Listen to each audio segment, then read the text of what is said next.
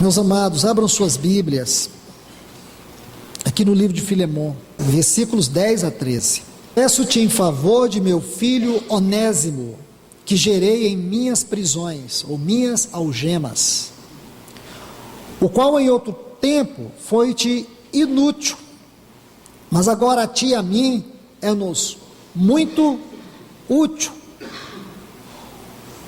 o qual torno a enviar-te. Tu recebe-o como se fosse meu próprio coração. Eu queria conservá-lo ao meu lado, para que em teu lugar me servisse em minhas prisões pelo Evangelho. Esses textos, eles tocam para nós o coração desta epístola.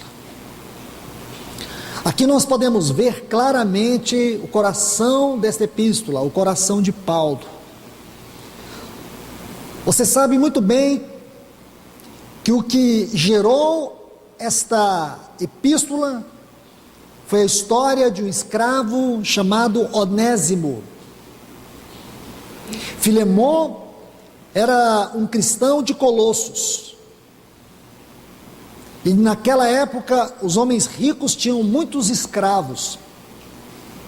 A palavra escravo, naquele contexto, tinha uma conotação muito forte. Um escravo era eternamente escravo. Não havia como, de maneira social, ele mudar a sua posição. Onésimo não era um escravo qualquer. Onésimo não é apenas um mero personagem desta carta. Posso dizer que ele é o personagem principal desta carta. É até estranho dizer, do ponto de vista social da cultura daquele tempo, dizer que um escravo é o personagem principal de uma epístola sagrada. Porém, isso só acontece na esfera da vida da igreja. Meus irmãos, em Cristo Jesus, o que diz a tradição é que Onésimo fugiu da casa de Filemon. E o pior, o agravante foi que ele fugiu roubando do seu senhor. E ele foi para Roma. E ali, possivelmente, ele tenha cometido alguns furtos, alguns delitos. O que sabemos são informações de alguns escritos extras bíblicos. E agora Onésimo é preso e é conduzido para a prisão em Roma, onde Paulo estava. Paulo reconheceu, pregou para ele cumpriu o seu tempo determinado de prisão, e agora ele está prestes para ser libertado. Porém, irmãos, o que ele iria fazer na sua vida? Porque um escravo não tem nada. Um escravo é um zero à esquerda. Qual poderia ser o futuro de Onésimo? Aqui que está o coração desta epístola.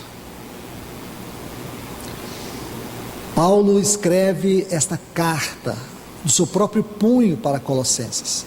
Ele havia escrito uma para a igreja em Colossos, e agora escreve uma do seu próprio punho para Colossenses. Essa carta ela é grandiosa em todas as suas esferas, em todas as suas dimensões, porque ela nos leva a refletir sobre um dos pontos mais importantes da nossa vida cristã prática, o relacionamento entre nós. Maravilhoso falar de comunhão e pensar em comunhão como algo subjetivo, sem entender a comunhão no seu aspecto objetivo. Maravilhoso falar de comunhão e pensar nos pilares práticos desta palavra, simplesmente de maneira teórica, de maneira genérica. E se nós fazemos assim, nós estamos ofendendo a Trindade sagrada. Nós estamos ferindo aquilo que podemos chamar as esferas mais altas da obra da cruz, o objetivo mais profundo do perdão de Deus.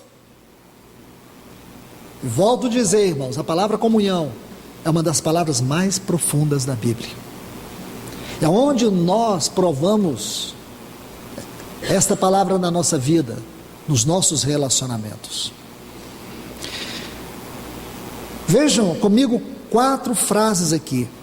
No versículo 10, ele diz: meu filho, que gerei entre algemas. Versículo 11, antes te foi inútil, porém útil a ti e a mim. Isso aqui é um trocadilho que Paulo faz, porque o nome Onésimo significa útil. Aí o que ele diz? Antes, inútil, agora útil a ti e a mim, porque o nome Onésimo significa útil. E ele faz esse trocadilho. Versículo 12, eu te envio em pessoa, quero dizer, meu próprio coração. E o versículo 4, eu queria conservá-lo comigo mesmo, para em teu lugar me servir nas algemas que carrego por causa do Evangelho. Veja, 4 referências que Paulo faz deste escravo. Porém não, irmãos, não é um escravo, é um irmão. Paulo não olha para Onésimo segundo a sua condição social.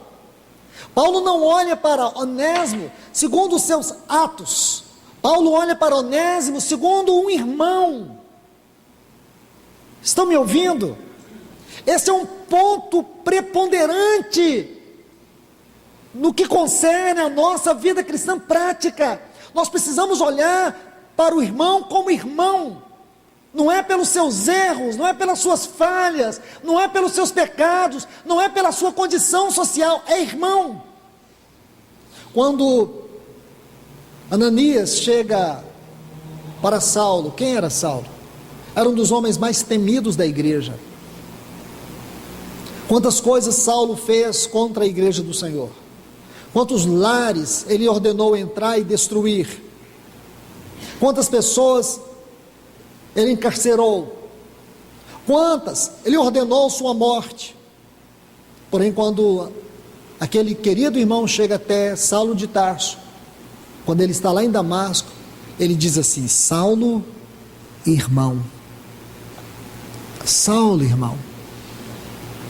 O maior privilégio que nós temos nessa nossa vida é fazer parte da família de Deus, é ser chamado de irmão. O maior título que um cristão, se é que eu posso usar essa palavra título, que um cristão pode ser chamado é de irmão.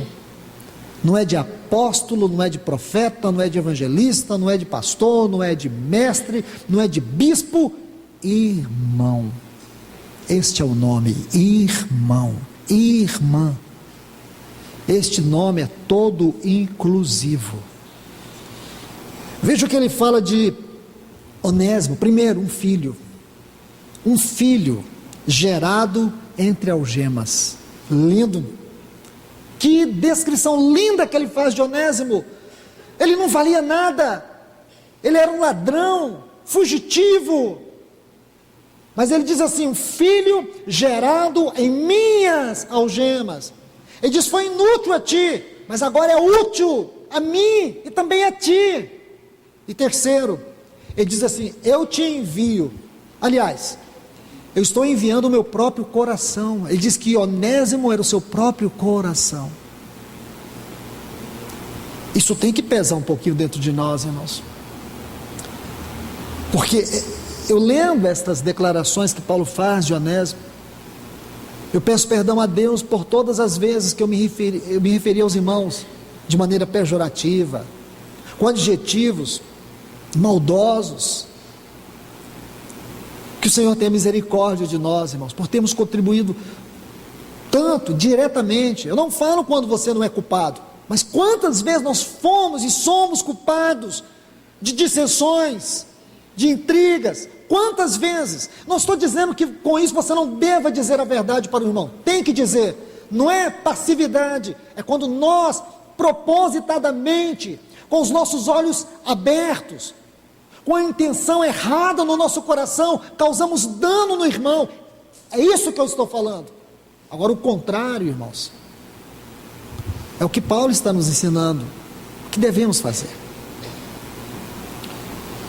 Não é errado você confrontar o irmão na verdade, não é errado você exortar, não é errado você ser firme em amor, dizer a verdade em amor, ser firme em amor, mostrar a verdade para o irmão, porque nós lidamos com irmãos de todas as formas, em todas as situações,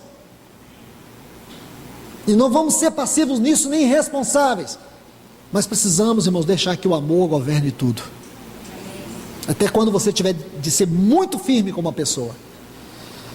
Aí diz assim: eu te envio de volta, em pessoa, quero dizer, meu próprio coração. Eu penso que para Onésimo isso aqui esmagava o coração dele. Aí diz: eu queria conservá-lo comigo mesmo, em teu lugar. Ele está dizendo aqui que para ele, Onésimo tinha o mesmo peso de Filemon. Para Paulo, Onésimo era tão importante como Filemon. Imagine agora Filemon lendo estas palavras. Ele disse: eu poderia fazer isso na liberdade que tenho, mas não quero fazer sem o teu consentimento, porque ele foi separado de ti temporariamente para que você o tomasse para sempre. Irmãos, isto aqui me leva a refletir sobre a palavra perdão. Perdão. Teve um irmão que disse assim: nós nunca vamos saber o que é a palavra perdão até ter alguém para perdoar. A palavra perdão é uma palavra que ela tem que ser extraída desta lição. Deixe-me dar um texto para vocês, Mateus capítulo 18. Veja comigo o versículo 23 a seguir, até o 35, mas nós vamos ler apenas algumas partes aqui para ganharmos tempo. Por isso o reino dos céus é semelhante a um rei que quis ajustar contas com seus servos. E começando a fazer contas, foi-lhe apresentado um que lhe devia, veja bem, 216 toneladas de prata. Talvez aí na sua Bíblia está em torno de 10.000 talentos. É isso mesmo? 10.000 talentos, irmãos, é 450 quilos de prata. Vê se você escreve, isso aqui é muito importante. Um talento era 45 quilos de prata, 10.000 talentos, 450.000 quilos de prata. Isso correspondia a todos os impostos da Judéia, Pérea, Samaria e Galileia, durante um ano. Eles pagavam, essas cidades, 800 quilos de prata. Mas se você pegar aí, então, esses 450 quilos são 6 meses de impostos pagos. Pensa nisso. 10.000 talentos era algo muito...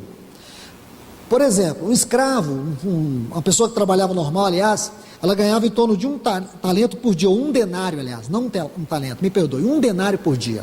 Se você fosse computar o valor do denário com o valor da prata, ele teria que trabalhar 150.000 anos para pagar sua dívida. Agora, ficou mais claro. Este homem aqui, este escravo aqui, ele teria que pagar, trabalhando, ganhando um denário por dia, 150.000 anos para pagar sua dívida.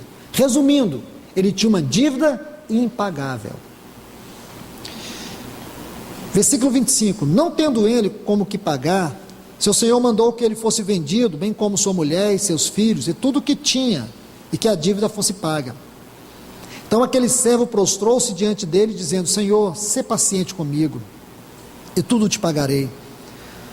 O senhor daquele servo, movido de compaixão, soltou-o e perdoou-lhe a dívida. Muito bem, vamos só até aqui, depois vocês leem em casa o restante. Só não leio aqui para você não perder a palavra. Irmãos e irmãs, vejam estes textos. Aqui está um homem que tinha uma dívida impagável. Nós tínhamos uma dívida que nada, exceto o Deus mesmo, nada poderia pagar, exceto Deus. Você poderia viver toda a sua vida sem cometer um só pecado. No dia que você tomou consciência do seu pecado, você tomou uma posição: a partir de hoje eu não peco mais, porque eu quero pagar a minha dívida. Você poderia viver toda a sua vida sem cometer um só ato de pecado, e você ainda morreria condenado. E se os anjos dos céus morressem no meu lugar para pagar minha dívida, se Deus pegasse todas as miríades de anjos e crucificasse no seu lugar, você ainda estaria condenado. A nossa dívida só poderia ser paga se Deus sofresse no nosso lugar as consequências dela. Não teria como, não teria outro meio. E se um anjo morresse no nosso lugar e Deus aceitasse, nós poderíamos ser tudo nessa terra, menos filho de Deus. Jamais teríamos a vida eterna de Deus. E jamais seríamos co-herdeiros com Cristo. Jamais entraríamos na sua glória. Jamais iríamos partilhar da sua natureza. Então, o que nós poderíamos ser? Menos do que um anjo. O que significa que Deus não nos perdoou só para resolver o problema dos nossos pecados. Deus não apenas enviou o seu Filho lá na cruz e nos perdoou porque nós tínhamos problemas de pecados e Satanás reivindicava nossas almas. O salário do pecado é a morte. Será que é dessa forma que você vê? Deus te perdoou só por conta disso? Meus irmãos e irmãs, não. Definitivamente não. Deus não nos perdoou para que nós não fôssemos para o inferno. Deus não nos perdoou como fazendo do pecado um fim em si mesmo. Deus nos perdoou e nos transportou para o reino do seu Filho, porque o que Ele escolheu não foi pessoas para povoar sua eternidade. Ele nos perdoou para que nós pudéssemos eternamente participar da natureza do seu Filho e ser a sua família eterna, ser uma noiva para o seu Filho, ser um templo para o seu Espírito Santo. Ele nos perdoou para que nós pudéssemos desfrutar eternamente da mesma esfera de comunhão que o seu Filho Jesus sempre teve nele. Ele nos perdoou para que nós fôssemos eternamente amados, como o Senhor Jesus Cristo sempre foi amado.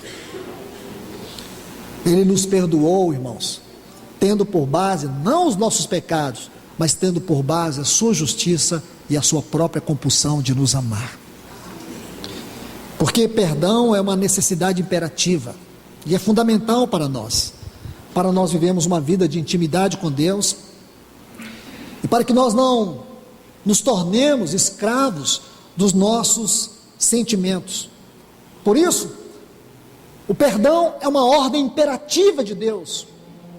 Uma pessoa que não perdoa, ela não tem paz. Uma pessoa que não sabe o que é perdoar, ela não tem paz. É uma pessoa que adoece fisicamente, mentalmente e espiritualmente. E o grande segredo do poder do perdão é que o perdão, ele não só liberta a pessoa que está tomada da sua ira, como também cura as nossas almas. Perdão é cura, irmãos. Perdão traz cura emocional. Muitas pessoas que estão doentes emocionalmente falando, muitas pessoas que estão aí aprisionadas num cativeiro de trevas, de angústia. Você sabe o que você precisa? Não é de um psicólogo, você precisa de perdão. Perdoar. Quem você tem para perdoar? Quem é alvo da sua ira, consciente ou inconsciente? Quem é alvo dessa amargura que você traz no coração? Quem? Quem? Por que você não tem tido paz? Porque você não tem tido perdão. Não é perdão merecido. Não é esse perdão. Porque esse Deus te deu. É o perdão transmitido. Mas é uma coisa certa. Nós só vamos compreender o perdão merecido quando nós tivermos um coração para o perdão transmitido.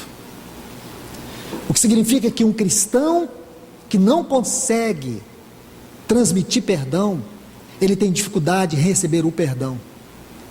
É como um escravo que já recebeu a sentença do seu livramento, mas ele ainda continua escravo. Ele ainda continua escravo. Ele não goza da liberdade, ele não goza da paz, ele não goza do seu direito. E por que não goza? Porque ele ainda está debaixo da escravatura. Sem paz, sem direito, Mas ele tem a liberdade, basta ele levantar a cabeça e dizer: eu sou livre. Ele não diz. Sua mente está cauterizada, seu coração está cauterizado, ele continua escravo. Eu quero te falar, meu irmão, sabe aquela dívida eterna de pecado e de condenação que você tinha? E muitas vezes Satanás fica tentando esfregar na sua face, no seu rosto. Eu quero te falar que Jesus já pagou ela 2000 anos atrás. Ele cravou o escrito de dívida que era contra nós, despojou todo o principado, toda a potestade, os expôs ao desprezo, triunfou sobre eles na cruz, para dizer que você é livre, não há condenação contra você.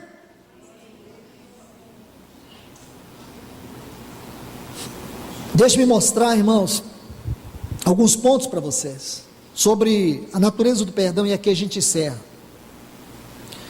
Perdão, irmãos, não é uma opção. Escute bem, perdão não é uma opção, é uma necessidade imperativa, é uma ordem de Deus.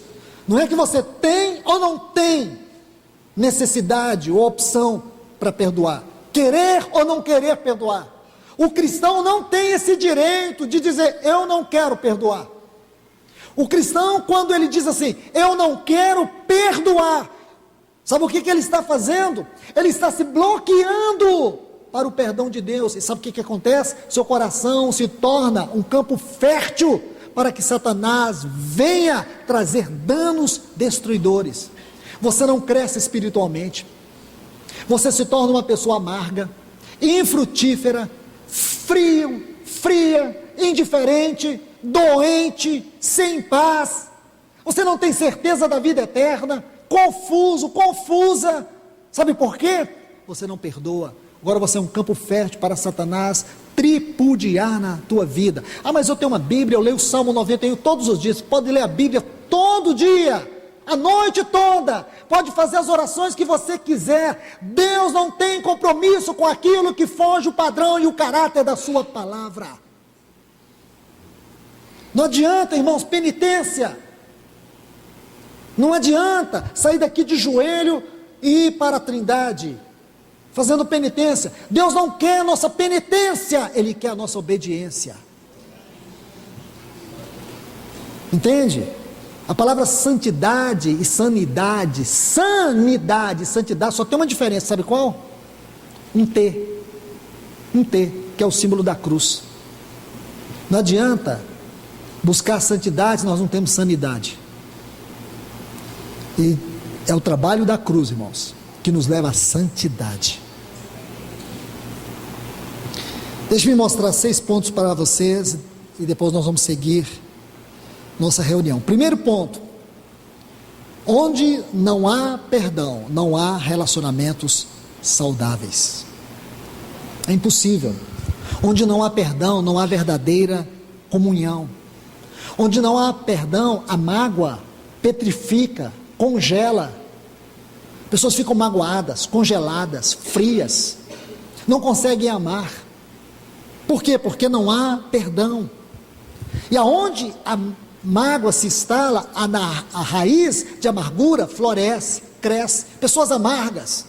Você já viu que existem pessoas que você pode falar qualquer coisa, o céu está lindo, ah, mas vai chover. Já viu esse tipo de gente? Você pode falar o que você quiser, mas ela é amarga. Você fala assim, uma palavra linda: olha que flor mais linda, mas vai pegar lá, que tem espinhos. Então, se tudo que você fala, ela rebate, ela só fica na defesa. Sabe o que é isso, irmãos? Pessoas amargas. Se você enfiar uma cunha naquele coração, você vai ver o quanto que existe de amargura e de pessoas aprisionadas no seu ódio. Vou repetir. Se você enfiar uma cunha nesse tipo de coração, você vai ver o quanto existe de pessoas aprisionadas no ódio dessas pessoas. Isso chama-se a mágoa petrificada, a mágoa congelada, um coração magoado, ferido. Aí, sabe o que disfarça? A máscara da alegria. Você vê que muitas dessas pessoas, elas gostam de ser alegres, mas sabe o que é isso? Máscara. Máscara da alegria, porque o coração é frio, congelado, amargurado. Quando nós perdoamos os outros, irmãos, nós conseguimos perdoar nós mesmos. Você tanto liberta a pessoa como você liberta a si mesmo. Sabe o que pode quebrar esse coração petrificado, esse coração congelado? Perdão. Mas você vai dizer: irmão, mas não é fácil perdoar. Ah, mas se fosse fácil. Deixa eu contar uma coisa para vocês. Um dia Jesus falou sobre o perdão para os discípulos. Aí quando o Senhor Jesus terminou de falar para os discípulos sobre o perdão, vocês sabem o que eles falaram para o Senhor? Senhor, ensina-nos a orar. Eles viram, irmãos, que a maior necessidade que eles tinham era essa. O perdão não é fácil. Deixa eu te dizer sobre isso. Perdão não é fácil, é a coisa mais difícil. Deixa eu dizer, Deus nunca encontrou nada difícil, nada é impossível para Ele. Existe alguma coisa impossível para Deus? Nada. Nada é impossível para Deus. Porém, Ele teve que defrontar com uma situação muito difícil para Ele. Qual? Perdão. Perdão para Deus não foi fácil. Para criar o mundo, Ele disse: haja luz, haja isso, haja aquilo. Tudo se sustentou segundo as leis da física, colocando tudo em seus devidos lugares. Tudo para Deus. O seu povo está numa situação impossível diante do mar vermelho, Ele abre o mar vermelho. O seu povo aparece novamente numa situação impossível diante do Jordão, Ele abre o Jordão. O seu povo não tem que comer, Ele manda cordonizes, manda o maná. Nada é impossível para Ele. Nada. Está muito calor, Ele coloca uma nuvem e liga uma temperatura agradável no deserto de 50 graus. E à noite Ele acende aquela nuvem para ficar como que uma lareira celestial para eles se aquecerem. As criancinhas, o pé ia crescendo, a sandália também crescia. Salmo 105, versículo 37. Deuteronômio 8. Esse é o Deus do impossível. O filho da viúva de Naim morreu, Ele ressuscitou. Nada é impossível para Ele. Seu filho morreu, Ele ressuscitou o seu filho. Nada. Você olha na Bíblia, irmãos, Ele vai cumprir o seu propósito eterno, porque nada é impossível para Ele. Espere aí. Ele teve que defrontar com uma situação difícil. Qual? Perdão. Por isso que essa palavra precisa ser dita por nós com muito cuidado, extremo zelo. Talvez a gente precisa tirar a sandália dos pés para falar essa palavra perdão. Porque para Ele perdoar eu e você, Ele teve que sofrer nele mesmo todo o sofrimento dos nossos pecados.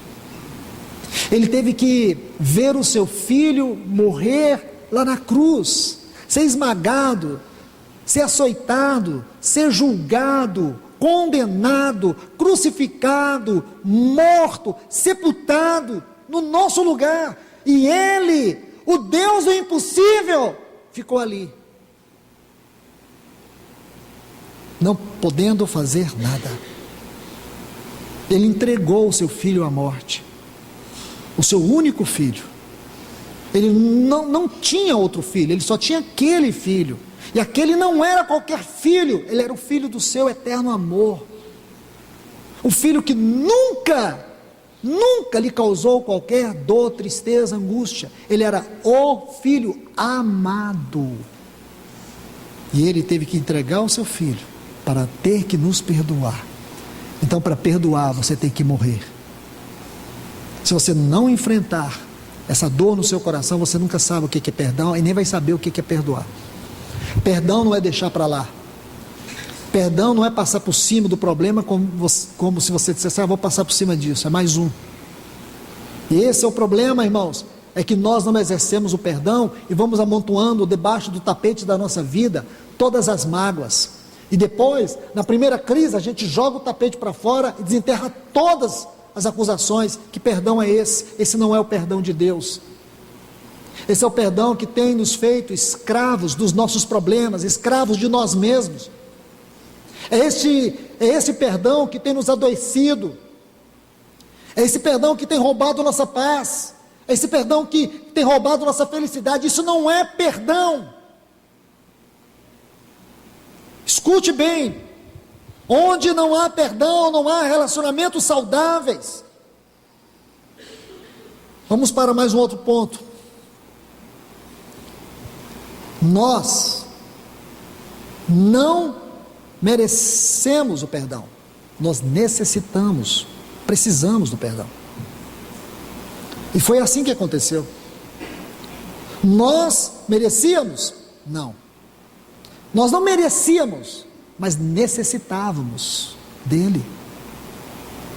A mesma coisa, você olha para a pessoa que te ofendeu, que te magoou, você olha e você diz, ela não merece o meu perdão, ele não merece o meu perdão, mas eu quero te falar, essa pessoa precisa do seu perdão. Não é só por ele não, é por você.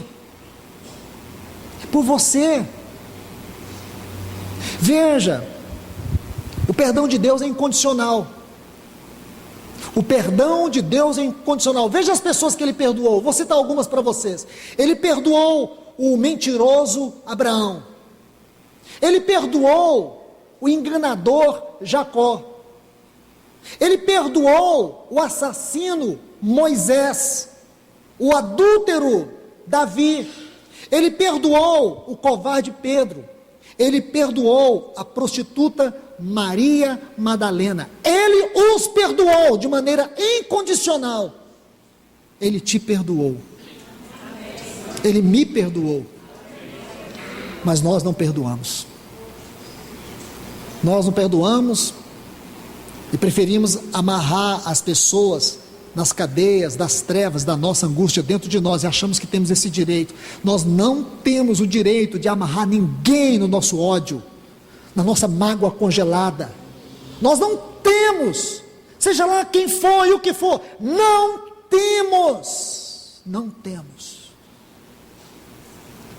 É uma terrível incoerência você ajoelhar e dizer, Deus me perdoa, enquanto dentro do seu coração existem muitas pessoas acorrentadas no seu ódio.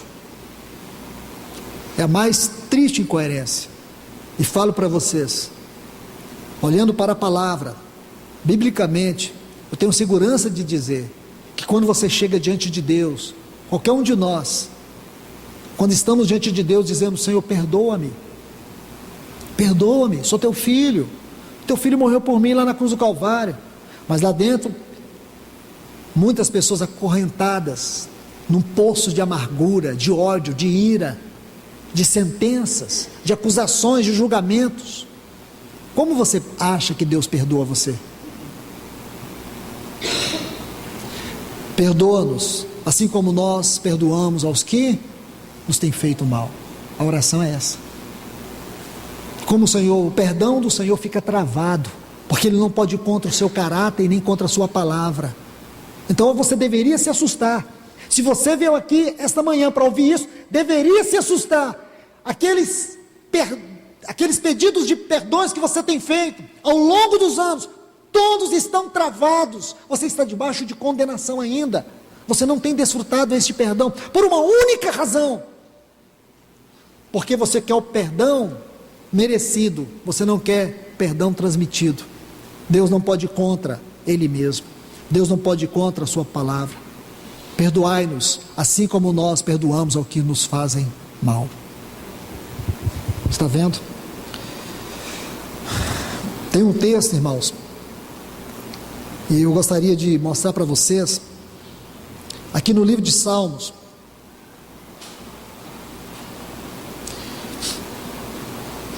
Salmo de número 103, versículo 12.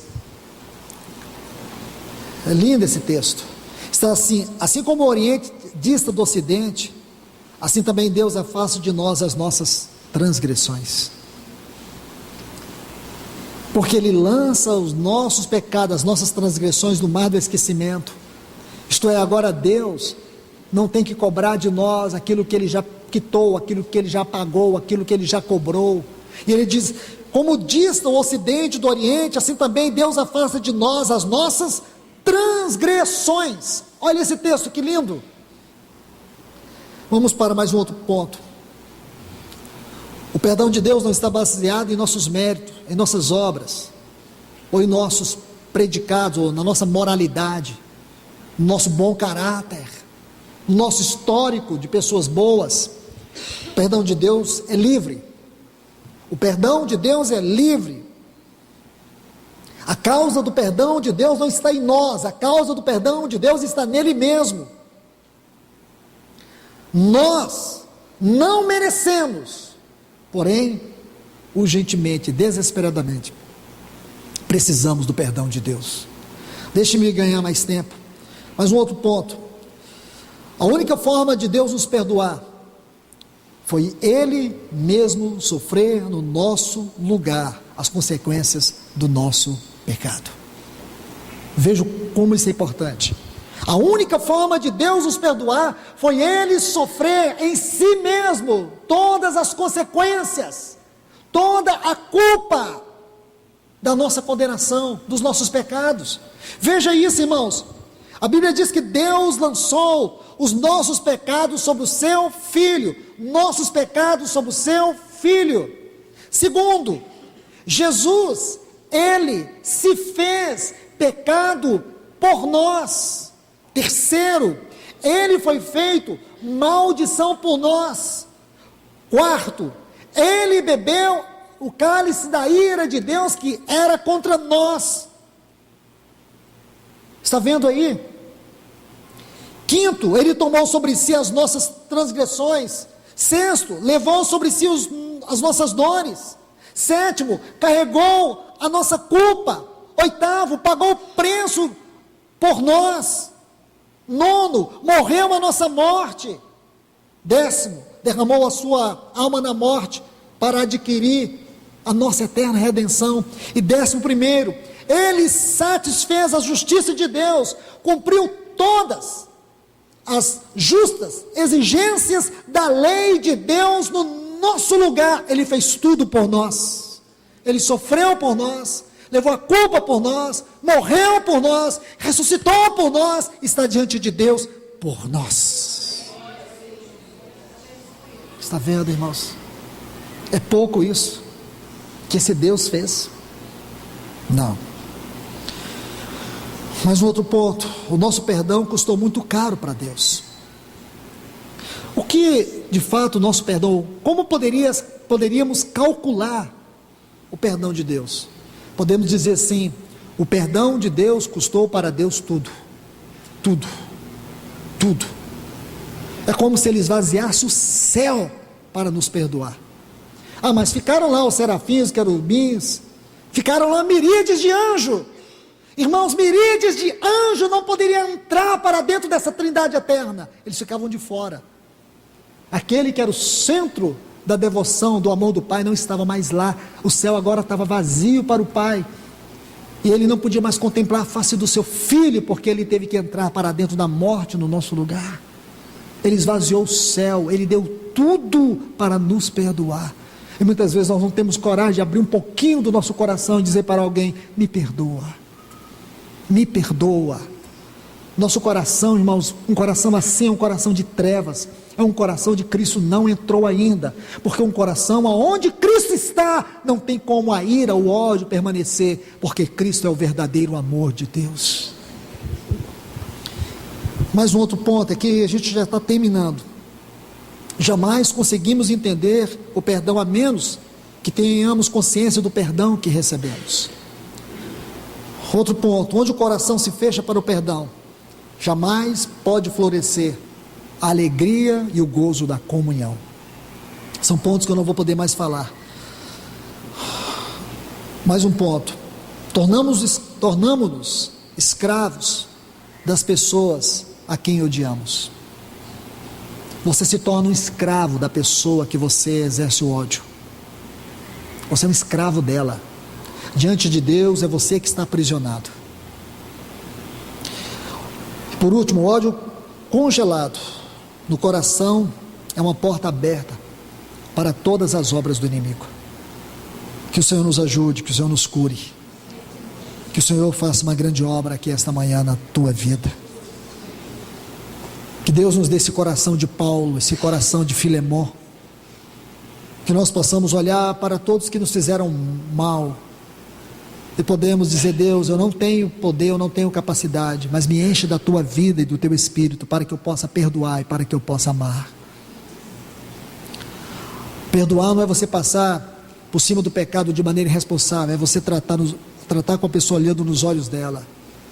E se ela não mudar, se ela continuar cometendo os mesmos erros, você tem que perdoar. Porque o dia que você soltar essa pessoa, Deus vai tratar com ela, porém não vai tratar com você. Deus vai tratar duro com ela, mas Ele terá ganhado você. Sabe por que Deus ainda não tratou com essa pessoa? Porque no momento que Ele tratar com ela, inevitavelmente Ele tem que tratar com você, e você vai sofrer um dano maior, porque você tem luz, porque Deus está falando com você. E para que você não sofra terríveis consequências, Deus, Ele mantém sua mão estendida, porém sua face está virada. Mas no dia que você exercer o perdão, Deus vai olhar para essa situação, e Ele vai tratar como Ele deve tratar, e Ele vai te guardar. Porque o perdão traz cura, o perdão traz proteção, o perdão traz libertação, para que você não sofra um mal maior. Ouça esta palavra que Deus está te falando nesta manhã. Deus vos abençoe. Pai, no nome de Jesus, nós te adoramos. Ó Senhor, nós te pedimos mais uma vez, vem com a tua palavra perfurando os nossos corações nesta manhã. Faz uma obra poderosa, uma obra grandiosa aqui na nossa vida nesta manhã. O Senhor conhece o nosso interior, os teus olhos, eles sondam a nossa vida, os teus olhos revelam o que nós não somos capazes de revelar. Penetra com o teu olhar, com a tua face no nosso coração, congelado pelo ódio, pela amargura, e vem, Senhor, nesta hora, trazendo quebrantamento neste coração de pedra. Acende a chama do teu amor sobre este coração congelado de ódio. Opera milagres aqui nesta manhã, Senhor. Nós clamamos debaixo do nome do teu Filho Jesus. Faz a tua obra aqui entre nós. Nós queremos comer este pão, nós queremos beber este cálice da bênção do Senhor, porque um dia nós fomos eternamente perdoados. É com esse perdão, é na base deste perdão que nós queremos também perdoar. Em nome de Jesus, Senhor, nós oramos agradecidos a Ti, em nome de Jesus, amém.